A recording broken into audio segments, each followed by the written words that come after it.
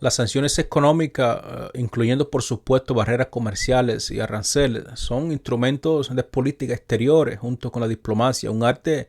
que parece estar desapareciendo en estos tiempos. Y el poder militar que todo eso conlleva también ha disminuido drásticamente hoy en día. Sin embargo, recordemos que varios expertos políticos y económicos creen que las sanciones no funcionan adecuadamente para forzar a los estados libres extranjeros a hacer algo que de otro modo no harían. Y yo creo que este caso lo vemos perfectamente en Rusia, con más de 10.000 sanciones no lograron detener a Rusia, ya que esta medida suele de hecho verse como una amenaza directa a sus intereses nacionales. Históricamente, recordemos que los Estados Unidos ha sido el país que más sanciones injustas ha impuesto. Estados Unidos ha recurrido a las sanciones económicas aprovechándose del estatus del dólar estadounidense como moneda de reserva global. Y yo creo que el objetivo de estas sanciones es simplemente destruir las economías de un país libre extranjero, lo que a su vez ellos creen que podrían debilitar no solamente su poder político, sino su poder militar con estas sanciones.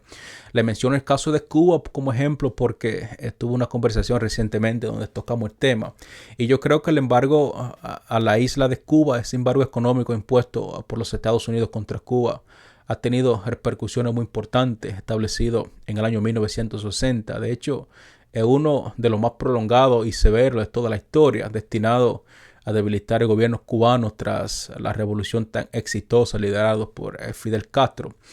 Utilizando el estatus del dólar como moneda de reserva global, estas sanciones simplemente buscan asfixiar la economía de la isla, restringiendo su acceso a bienes, tecnología y financiamiento, además ciertos servicios. Y recordemos que las leyes Torricelli y Helmer-Burton ampliaron efectivamente todas aquellas restricciones, socavando aún más la prosperidad de la isla, afectando tanto a empresas estadounidenses como a diferentes entidades extranjeras, dificultando con esto de una manera muy significativa todo lo que es el comercio con la isla y las inversiones en todo Cuba. Recordemos también, amigos, que el impacto económico no solamente ha sido devastador, sino que ha tenido pérdidas muy importantes, aproximadas en unos 150.000 millones de dólares, afectando a sectores tan críticos como la salud, la alimentación y la energía. Pero pese a todas estas sanciones, el objetivo de forzar un cambio de régimen en Cuba ha sido un fallo catastrófico, porque ya el gobierno cubano siempre hemos visto cómo fuertemente ha resistido todas aquellas atrocidades, adaptándose a todo esto mediante la creación de diferentes alianzas con países como Rusia, China, Venezuela y otros países libres. Además, a nivel internacional, el embargo ha sido ampliamente criticado y condenado por la Asamblea General de las Naciones Unidas del año 1992, desde que los Estados Unidos han empezado a perder su poder hegemónico, considerándolo como una violación de derechos internacionales y de derechos humanos. Entonces, amigos, en la reciente votación de la Asamblea General de la ONU que tuvo lugar hace unos días, sucedieron cosas muy importantes, amigos. Recordemos que 187 países votaron a favor de levantar el embargo a la isla, mientras que tan solo 2 naciones, los Estados Unidos y por supuesto el Estado genocida de Israel, se opusieron. De hecho, Ucrania se detuvo y se obtuvo a votar en aquellas votaciones. Yo creo que esta votación sigue una tendencia histórica que es, digamos, la 31ª vez que se aprueba una resolución contra el embargo de Cuba del año 1992, reflejando un fuerte consenso internacional de apoyo hacia Cuba con relación a aquellas sanciones económicas impuestas injustamente por los Estados Unidos, por el tío Sam, por el país destructivo. Entonces, durante la administración de Obama, recordemos que hubo ciertos intentos de hacer nuevas aperturas con el establecimiento de las relaciones diplomáticas y una flexibilización de ciertas restricciones, pero estas políticas no lograron despegar porque fueron rápidamente revertidas por el presidente Trump, endureciendo aún más lo que fueron las sanciones. Entonces, bajo la administración de Biden se han realizado algunos ajustes menores, pero no se ha concretado significativamente un levantamiento del embargo, por lo que el caso de Cuba, amigo, yo creo que demuestra los límites y el efecto contraproducente de las sanciones económicas, ya que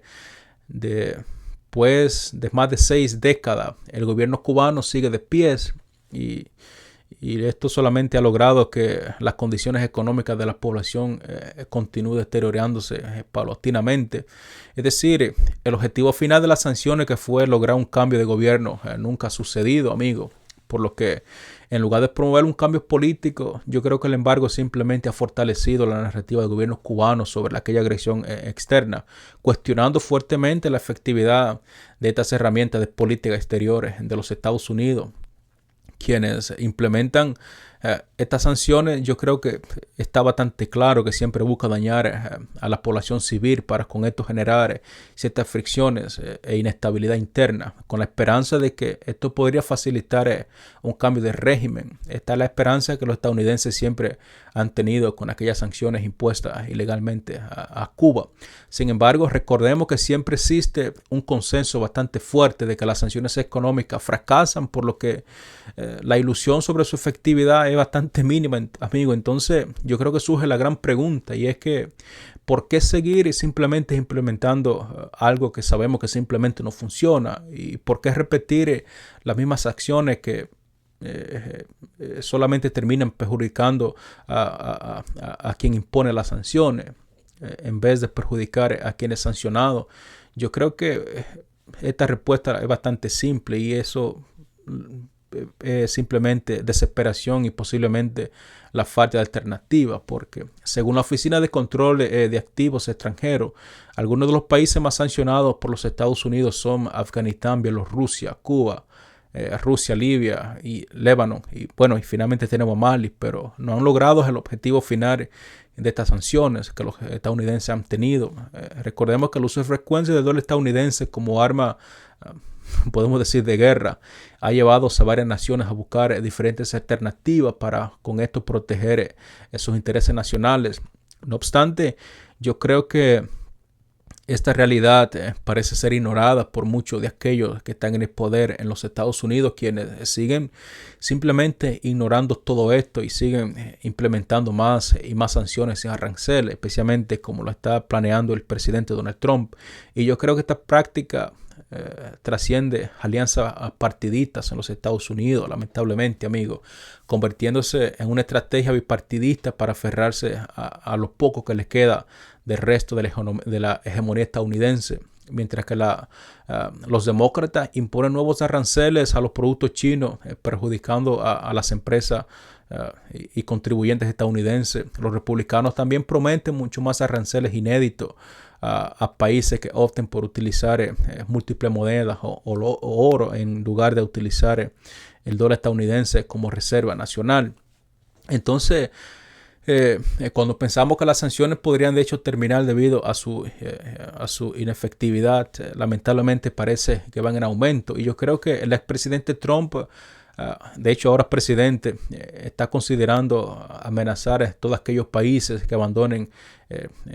el uso del dólar como su moneda nacional. Está pensando poner aranceles a todos aquellos productos que venden en los Estados Unidos. Entonces, según él, cualquier país que decida dejar de utilizar el dólar estadounidense se enfrentaría a esta nueva medida con las expectativas de que cambiarían de opinión al enfrentar estas sanciones. Sin embargo, esta estrategia, amigo, basada erróneamente en la idea de que el mercado estadounidense seguirá siendo fuerte y atractivo en los próximos años, yo creo que quienes piensan de esta forma no tienen en cuenta que las economías de otros países como China, Rusia e India y Brasil están proyectadas a crecer mucho más rápido que la economía de los Estados Unidos, lo cual pone a los Estados Unidos como un segundo plano. Recordemos que además del poder adquisitivo, el poder adquisitivo de los Estados Unidos, de los estadounidenses, ha disminuido drásticamente, mientras que la deuda de los hogares y la inflación han aumentado excesivamente, la inestabilidad económica del país, erosionando todos los ahorros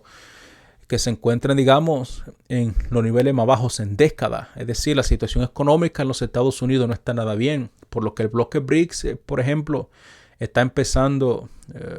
a utilizar más y más el uso de monedas locales para facilitar el comercio entre países miembros, disminuyendo con esto lo que es su dependencia del dólar. Para el sur global yo creo que no es bastante atractivo seguir utilizando el dólar estadounidense como la única moneda de intercambio. Yo creo que ellos prefieren diversificarse y utilizar otras monedas que les permita fortalecer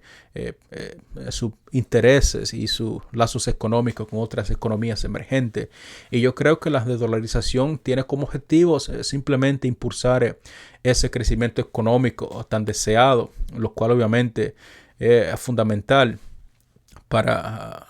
el interés de aquellos países, los cuales obviamente están optando por utilizar monedas locales, los cuales permite reducir todos los costos asociados que están asociados con el cambio de divisa, mejorando con esto su economía y relaciones comerciales. Por lo que, amigos, yo creo que el uso del mercado estadounidense como zanahoria y palos para obligar a otros países a seguir utilizando el dólar solamente resultaría no solamente contraproducente, sino esto sería un error catastrófico de los Estados Unidos. Los países extranjeros incurren a menudo en altos costos adicionales debido a la alta tasa de cambio cuando comercian en dólares. Yo creo que al utilizar monedas locales, estos países pueden comprar bienes y servicios a un costo mucho más favorable, desarrollando también lazos comerciales con sus socios que son bastante efectivos. Por lo tanto, utilizar a los consumidores estadounidenses como incentivo no les ayudaría a mantener su hegemonía del dólar, lamentablemente. Yo creo que la hegemonía estadounidense está muriendo y yo creo que la desdolarización impulsada por la protección de las soberanías y los intereses nacionales continuará acelerándose drásticamente, por lo que, amigos, imponer estos aranceles de 100% a las importaciones solo aumentaría los costos finales para los consumidores estadounidenses, exacerbando aún más la situación económica y posiblemente social del país, ya que los productores se ven forzados a incrementar los precios de estos productos para poder compensar ese costo adicional impuesto por el gobierno. Por lo que esto no solamente encarecerán los productos importados, sino que también eso desalentará el comercio con los Estados Unidos y reducirá todo el uso del dólar como moneda de intercambio internacional. En lugar de frenar la dolarización con estas acciones, simplemente las están acelerando, porque estas políticas no solamente empeoran la situación, sino que esto aumenta los precios domésticos de las importaciones, perjudicando toda la economía estadounidense. Y yo creo que tenemos algunas conclusiones muy importantes, y es que la continua dependencia de las sanciones económicas y los aranceles plantea preguntas que son cruciales para su eficacia y para todo el desarrollo económico de los Estados Unidos, porque si bien tienen obviamente la intención de proyectar poder, yo creo que estas medidas a menudo son muy contraproducentes, debilitando efectivamente la economía de quien impone las sanciones y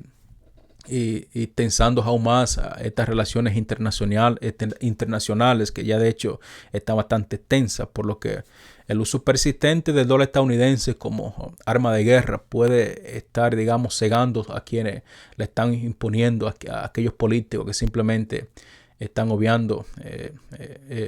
todas las razones y todas las consecuencias económicas que esto conlleva, por lo que es esencial abordar ampliamente lo que es la aplicación continua de tales políticas. Yo creo que son señales de desesperación y simplemente es una falta de alternativas viables. Como hemos visto, amigos, otros países ya se están adaptando efectivamente y están explorando la desdolarización y el comercio en monedas locales para poder salvaguardar no solamente sus intereses económicos, sino también su soberanía, su democracia, su independencia. Por lo que, amigos, si este análisis te resulta interesante, por favor, asegúrate de suscribirse al canal, compartirlo con sus amigos y presione la campana de notificación para que no se pierdan los próximos programas. Y le invito a que visite también mis canales adicionales que tengo en la descripción de este canal, donde encontrará diferentes canales sobre diferentes temas, y espero verlos en el próximo programa. Así que esto me lleva a la parte final de este programa de hoy, así que tengas un gran día.